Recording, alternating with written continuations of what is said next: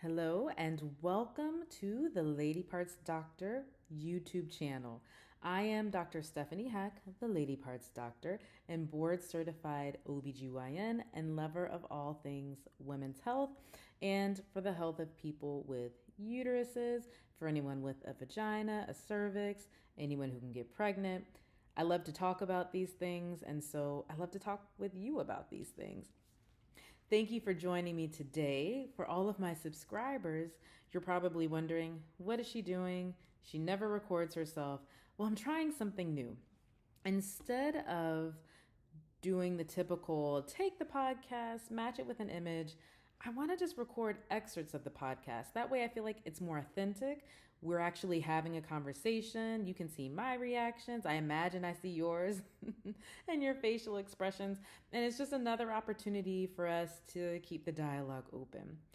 If your interest is piqued, if you feel like you want more information and that the excerpt is not enough, please head over to the website www.ladypartsdoctor.com, and there you can see the blog for anyone who is hearing impaired or prefers to read, or you can also access the podcast if you want a longer listen. You can also listen to the Lady Parts Doctor podcast on Apple Podcasts, Stitcher, Audible, Amazon Music, iHeartRadio, and more to come, I'm sure. So we're just going to get started. This particular excerpt is from our conversation, I think it was the day after that leaked Supreme Court decision. That was, so on May 2nd, 2022, news broke that the Supreme Court had voted to strike down the original and monumental Roe v. Wade decision. News outlet Politico obtained and published an initial draft majority opinion written by Justice Samuel Alito. It's unclear who leaked the draft or why, and they're still trying to figure it out. But according to those familiar with the matter, something like this has never happened before. So it's a big deal. Justice Alito's draft opinion outlines the case to remove the ruling of Roe v. Wade, arguing that it was probably never constitutional to begin with. Okay. So the 1973 Roe v. Wade decision guaranteed federal constitutional protections of abortion rights, and it was further supported by the 1992 ruling of Planned Parenthood versus Casey that mostly maintained the right, per the majority opinion draft.